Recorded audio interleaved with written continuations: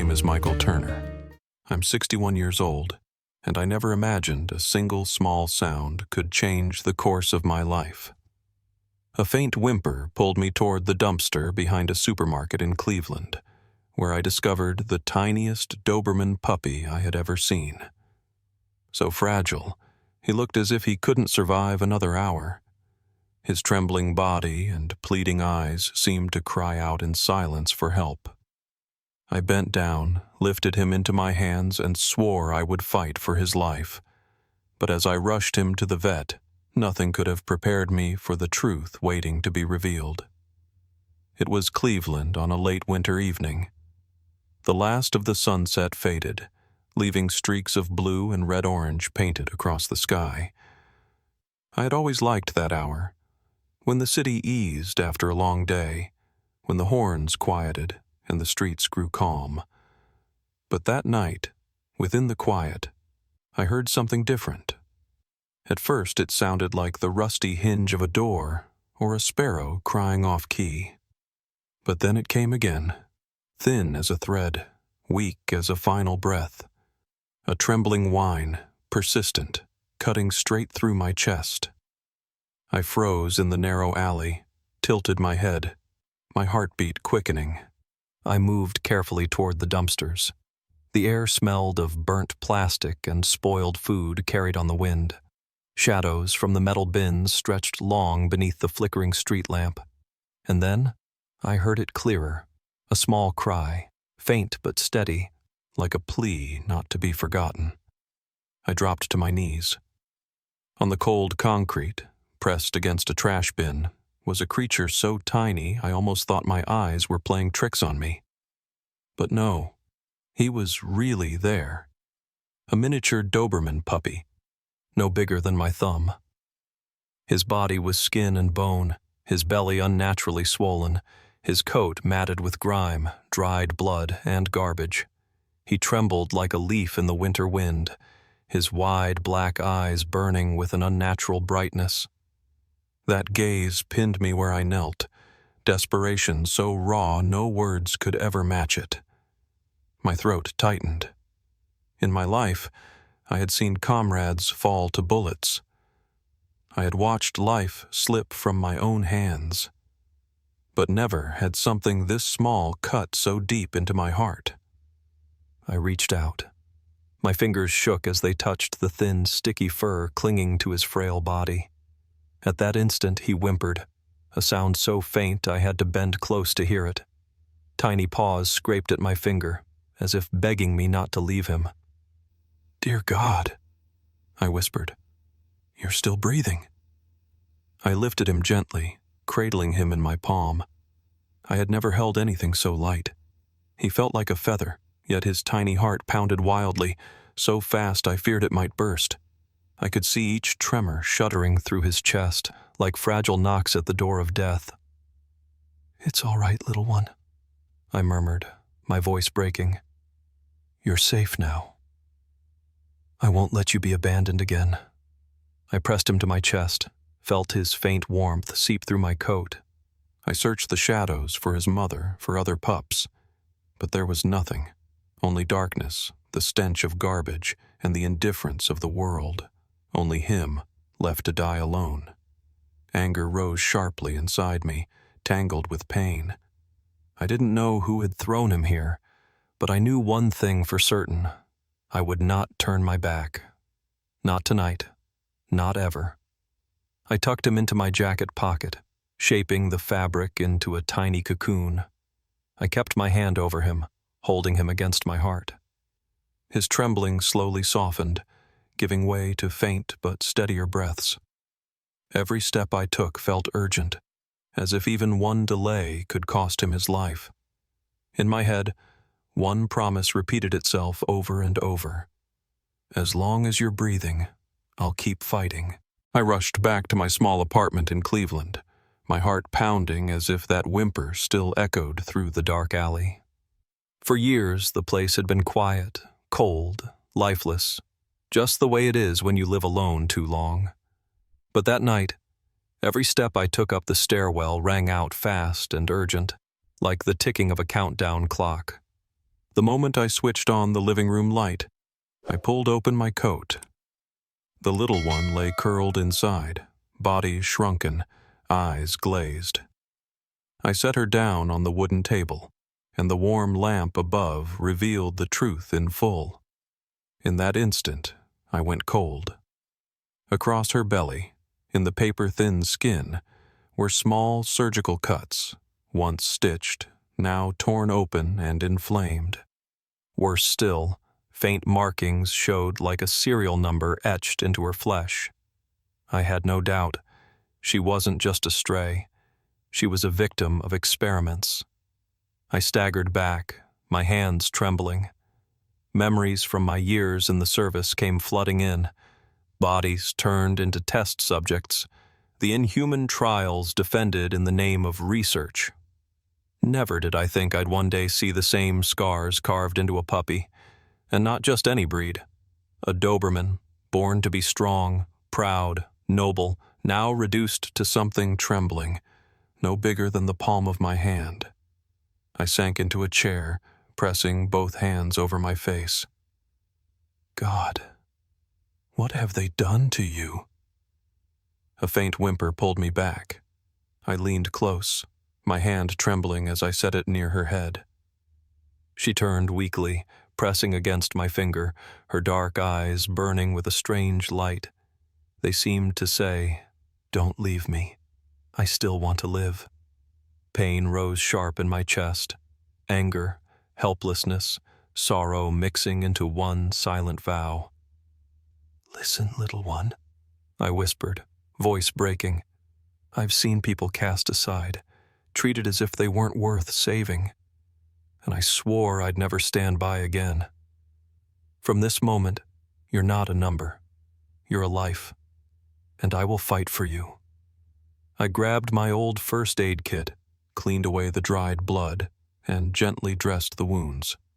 My hands shook, not from fear, but from the terror of pressing too hard, of adding more pain. Each time the gauze touched her skin, she whimpered softly, but instead of pulling away, she clutched tighter to my finger, as if I were her only anchor left. When I finished, I mixed a little watered-down milk and dug out an old dropper. At first, she barely moved, her mouth parting without strength. Panic gripped me. Then her tiny tongue flicked, tasting the first drop. I let out a shaky breath. It felt like watching a miracle. Drop by drop, she drank, slow and trembling, milk spilling down her lips. I wiped it gently, murmuring, "That's it, sweetheart." Every sip is another step toward life. When she finished, she curled into my palm, her breathing still fragile but steadier now.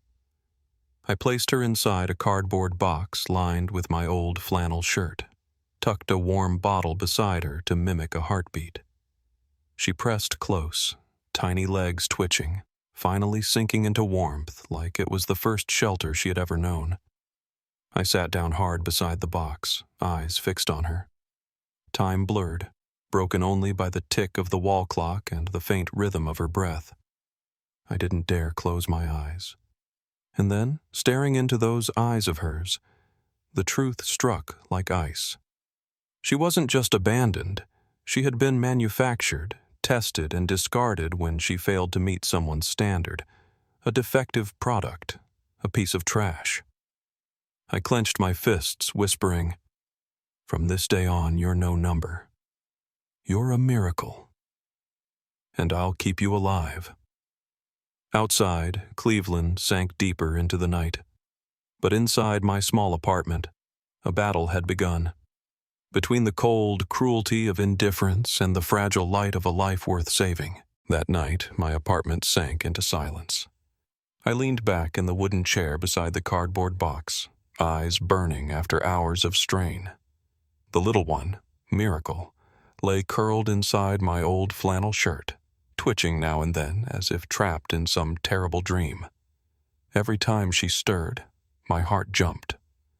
In 61 years of living, I had never known fear like this. The clock hands crept past midnight. Then a sound ripped through the stillness, a cry so sharp it cut me to the bone. I sprang up, and my chest seized at the sight. Miracle's body convulsed, her belly swollen and hard, foam bubbling at her mouth. Her breathing broke into jagged gasps, her eyes rolling back, clouded. "No, no, don't do this to me, baby," I stammered, my voice shaking. In that instant, I knew my apartment was no safe haven. If I didn't get her to a clinic right now, she wouldn't survive the night. I yanked on my coat, clutching Miracle tight against my chest. I could feel her fading heartbeat, fragile as a flame in a storm. I raced down the stairs, shoved through the door, and tore across the parking lot. The old pickup roared to life, its engine coughing rough and loud. I sped into the street, tires screeching against the asphalt. A red light flared ahead, but I didn't stop. I blew through it, horns blaring behind me, headlights stabbing across my windshield. A semi barreled past, missing my hood by feet. Sweat drenched my palms as I gripped the wheel, heart slamming in my chest. "Hold on, Miracle!" "Don't you leave me now," I shouted into the night, my voice breaking like a prayer. She lay bundled in my jacket, breaths shallow and torn. Every weak whimper cut straight into me, as though someone were crushing my heart in their fist. Each second dragged like a century. I pressed the gas harder, streets flying past in streaks of yellow light. At last, the sign appeared. Emergency Veterinary Clinic, glowing white like a doorway to salvation. I slammed the brakes, the truck skidding sideways across the lot with a piercing squeal. I threw the door open and sprinted inside, Miracle clutched to my chest. "Help her! Please!" I shouted, breath ragged. The receptionist looked up. A young woman froze, staring at what I carried. Her eyes widened in shock. "Oh my God! Is that a puppy?" "Yes, but she's fading fast. I need a doctor now." My voice cracked into a near scream. The waiting room fell still. A woman with a golden retriever stopped mid-step, hand covering her mouth. A man across the room shot to his feet, eyes locked on the trembling creature in my arms. Even the retriever tilted his head, ears drooping, gaze filled with quiet sorrow. I didn't care about the stares or the whispers behind me. I only cared about saving the life shaking against my chest. The exam room door burst open. Dr. Karen Hayes stepped out, peeling off her gloves, her face lined with fatigue from too many night shifts. But the moment her eyes landed on me, and on the pup in my arms, her stride faltered. For a split second, her professional mask cracked. "Dear Lord, I've never seen a Doberman this small," she whispered. "Please, doctor," I begged, my throat raw. "Save her. She's dying in my hands." Dr. Hayes snapped to focus. "Quick, bring her in." I rushed after her, my chest clamped tight. The surgical lights blazed overhead. I laid Miracle on the cold steel table. She trembled violently, tiny legs clawing weakly at my finger as if clinging for life. I held on gently, whispering, "Listen to me, little one. You made it this far. Don't quit now. I won't leave your side." Dr. Hayes pulled on new gloves, her eyes locked on the impossibly small body before her. She shook her head once, lips pressed tight, then signaled her nurses to ready the equipment. I backed away, pressed against the glass, fists clenched until my knuckles split. Inside my chest, fear and fury tangled into one unbearable knot. I knew this night would decide everything, between life and death, between justice and the truth the world wanted buried. The surgical lights blazed so bright they made my eyes ache. I stood outside the glass, hands pressed hard against the frame, eyes locked on the tiny body lying on the cold steel table. Miracle was nearly still, her chest rising only faintly, just enough to let me know she hadn't given up yet.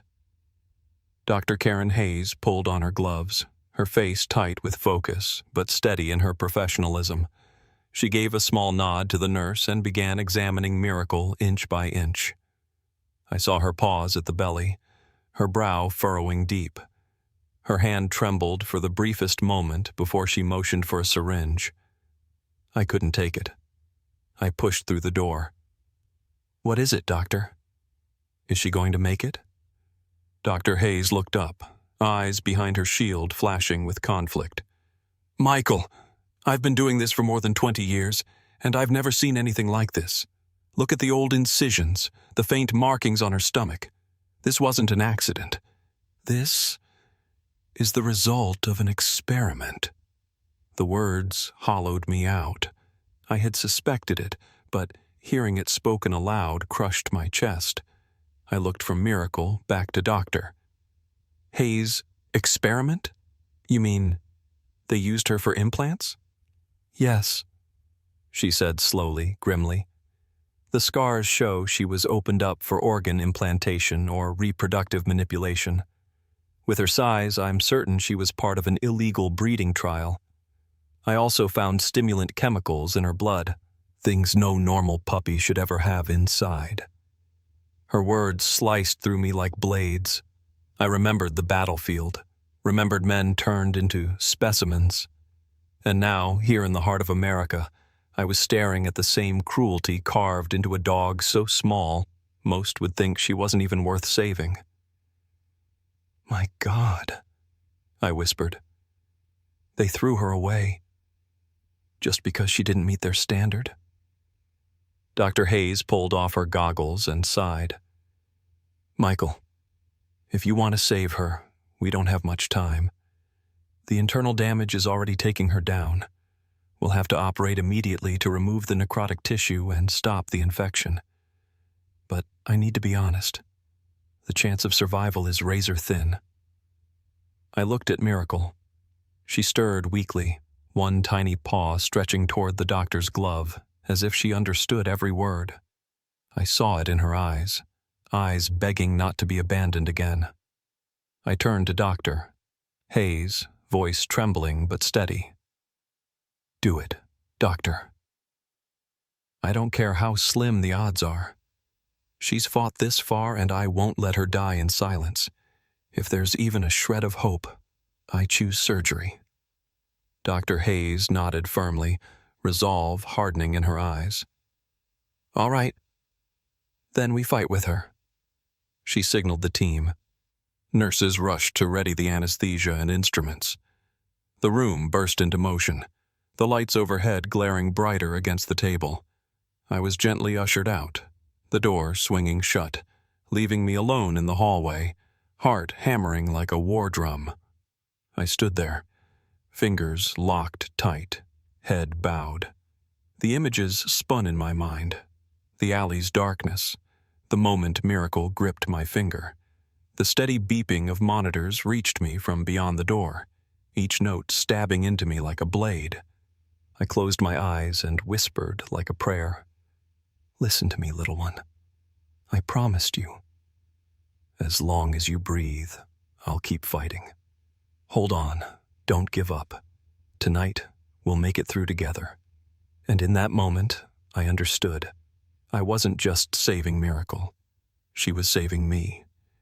For years, I had wasted away, sealing myself in silence after my wife's death.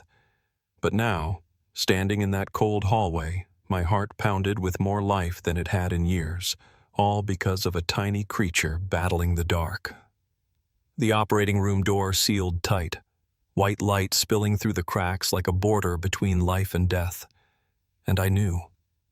The real fight had only just begun. The operating room lights blazed so harshly through the glass that they burned my eyes. I pressed my forehead against the cold pane, staring at the fragile body lying motionless on the steel table. Miracle was draped in a green surgical cloth, only her tiny belly exposed, rising and falling so faintly it barely showed she was still alive. My heart pounded like fists slamming against my ribs. The monitor began its steady beeping. Her heartbeat was rapid, frantic, fragile. I watched Dr. Karen Hayes bend over her, eyes sharp with focus. Her voice cut quickly and firmly to the nurse. "Oxygen's dropping. Increase the flow. Get me a number 10 scalpel." My fists clenched. In that instant, I was back on the battlefield. The glare of field lamps, blood, the hollow hiss of artificial breaths. Only this time it wasn't a comrade fighting for his life. It was a puppy so small that most would say she wasn't worth saving. The scalpel made a careful cut along Miracle's belly. I ground my teeth, every muscle tensing. One shallow line, and it felt like my own flesh was being sliced. "Necrotic tissue, doctor," Hayes rasped. "Forceps." Now, the nurse handed them over. Hayes's hands trembled faintly but moved with precision, lifting out dark, gray fragments one by one. The nurse gasped. "Dear God, so many scars in a stomach this small." I slammed my palm against the glass, heart shattering. "Don't you give up, Miracle!" "I'm right here." Suddenly the monitor shrieked, flatline. A single piercing note cut through the room. I froze, numb. "Cardiac arrest!" a nurse shouted. The world tilted.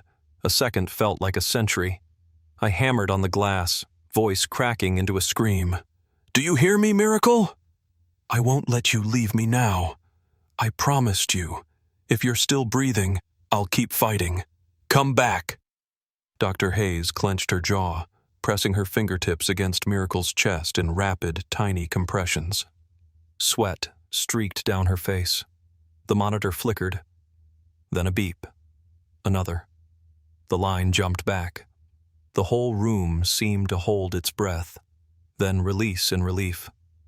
I collapsed to my knees in the hallway, tears spilling, hands clutching my head. Dr. Hayes kept working, stitching each wound with painstaking care as if she were sewing hope itself back into the world. Her voice trembled in a whisper. "So small, and still fighting. What a warrior." Her words crushed and lifted me all at once. I pressed my hand to the glass, whispering, "You're not alone, Miracle. We're fighting with you." The surgery dragged on, every minute stretched into eternity. Each time the monitor faltered, my own breath stopped. Each stitch completed felt like a stone lifted off my chest. At last, nearly an hour later, Doctor. Hayes straightened. Her eyes were red with strain. She peeled off her gloves, exhaled hard, then looked at me through the glass. Her lips formed two words. "It's done." My knees nearly buckled. My hand flew to my chest as tears poured freely. Miracle was alive, still under anesthesia, still fragile. But her tiny chest rose and fell, weak but real. When they wheeled her into recovery, I rushed to her side, my hand trembling as I brushed the bandaged paw. I whispered, "You did it, little one. You won a battle no one believed you could. From now on, no matter what fight comes, I'll be right beside you." That night, in the blinding white halls of the clinic, I understood something. We had crossed the threshold of death. And this battle wasn't just to keep Miracle alive. It was a fight for justice, for every life the world had dared to call disposable. I stayed planted beside the recovery cage all night. Sleep never even brushed me. The fluorescent lights overhead cast their pale glow across Miracle's tiny face. She was wrapped in white bandages, her belly lifting gently with each breath. And every time her chest rose, I let out a breath of my own, as if I'd been given another chance to live. I slid my finger against the bars. Suddenly, her tiny paw twitched, then pressed weakly against it. So fragile, yet it nearly broke me in two.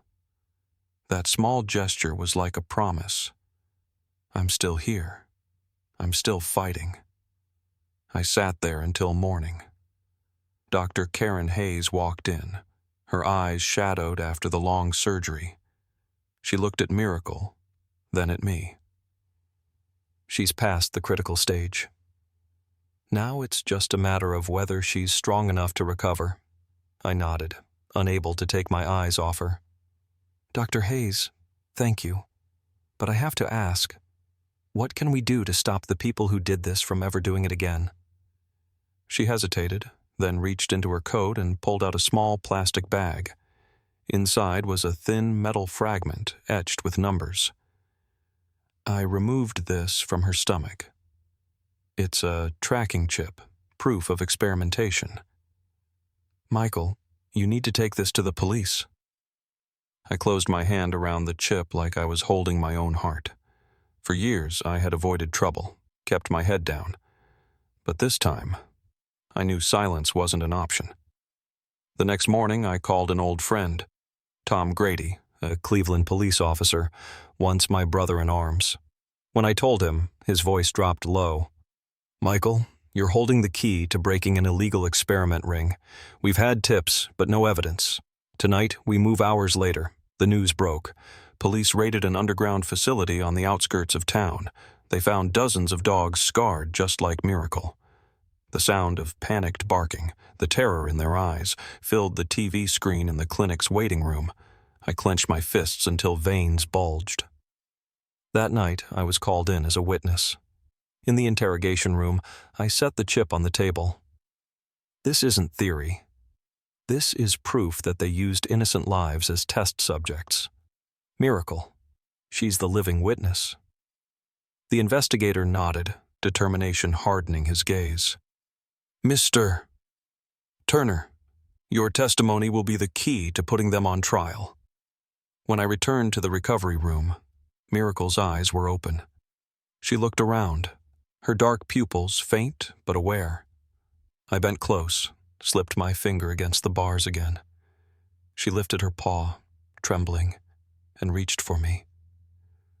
Listen to me, little one, I whispered, my voice breaking. Everything you've endured will matter. Justice will come. I promise. The next day, they let me hold her against my chest, her tiny heartbeat pressed against mine, 2 rhythms merging as one. I sat for hours, telling her about the park near my home, about quiet mornings with a cup of coffee. I wanted her to know there's another world, one not built of shadows and cold. Dr. Hayes stood in the doorway, her eyes shining. Michael, she said softly, she's alive not just because of us, but because of you. Your faith brought her back. I smiled, a hot tear sliding down my cheek. No, doctor. She saved me. I thought I'd grown old inside my loneliness. But now I know. I still have something worth fighting for. That evening I carried Miracle home. My apartment, once silent, now echoes with the gentle breath of a life reborn. I lined a basket with a soft blanket and set her inside, close to my bed. Before turning out the light, I leaned down, pressed my lips to her tiny head, and whispered, Welcome home, Miracle. You're no failed experiment. You're a warrior. You're my family now. Outside my window, Cleveland glowed with its usual city lights, but inside my apartment, for the first time in years, I felt a different kind of light, the kind that truly mattered. In the weeks that followed, my life changed completely. Each morning, I no longer woke in a cold, silent apartment. Now the first sound I heard was the steady, fragile rhythm of breath rising from the little basket by my bed. And every time I looked down to see Miracle's tiny black eyes blinking up at me, I felt as though I'd been given a gift no lifetime could ever repay. Her recovery was slow. The first day she managed to stand, her legs trembled, her body swayed as though it might collapse. I knelt beside her, arms open, torn between fear and joy. When she wobbled one more step and then fell into my chest, I cried like a child. I held her tight, whispering, You did it, little one. You're really living now. I began taking her outside to the park near home. People stared, astonished by her size, so impossibly small. Some asked, What breed is that?" I only tightened the leash gently and smiled. "She's not a breed. She's a miracle, and she's the strongest fighter I've ever known." News of the raid spread. Papers showed photos of other dogs rescued, their eyes still haunted but touched with hope. When reporters asked what I wanted to say, I lifted Miracle in my arms and answered, "Every living being, no matter how small, deserves a life." And here is the proof. One afternoon, I brought her back for a checkup. As soon as Dr. Hayes saw her, her eyes lit up, then filled with tears. Miracle, still tiny, moved with bright, steady eyes and a faint wag of her tail. She took a few steps across the exam table, then lifted her head and let out a small, raspy bark. The room fell silent, then erupted in laughter and tears. "Dear Lord," Dr. Hayes whispered, "she hasn't just survived. She's living." I scooped Miracle into my arms. She pressed her little paw against my finger, the same way she had the night I found her by the dumpster. Only this time, her eyes no longer begged in despair. They were the eyes of a creature that had walked out of darkness and into a new life. That evening, I carried her onto the balcony. Cleveland stretched out before us, city lights glittering like fallen stars. Miracle nestled against my chest, breathing softly. I placed my hand on her back and said, "You were abandoned, dismissed as worthless, but you never surrendered. And because of that, you found me, and I found myself again. Miracle, you didn't just save your own life. You saved this old heart, too." I lifted my gaze to the night sky, the wind weaving through my gray hair. I knew the road ahead would still be hard. Miracle would always be smaller, more fragile than the rest. But she had already proved, to me, to the world, that strength isn't measured in size. It lives in will, and no one can deny it. I held her closer and whispered, as if to everyone who might be listening, "If a creature this small can conquer the dark, then none of us has a reason to give up. Miracle isn't just her name. She's a lesson for us all." Tears fell hot against her short, sleek fur. Miracle lifted her head, licked my hand gently, as if sealing a silent promise between two souls who had once been lost in the night. And I knew then that both of us finally had a true home, in each other's hearts, and in the hearts of anyone who believes that hope, no matter how fragile, can work wonders. Perhaps Miracle's journey, and mine, has shown you something. No life is too small to matter. A puppy so tiny she wasn't supposed to survive the night became the miracle that changed my life. And now, I want to ask you something. From the bottom of my heart, have you ever saved a dog's life? If you have, share your story in the comments. Because maybe your story will spark hope, spread love, and remind the world that we must never turn our backs on fragile, trembling lives. Don't let any dog shiver in the dark, feeling abandoned and alone. You and I, we can be their only hope. If you believe that, hit subscribe.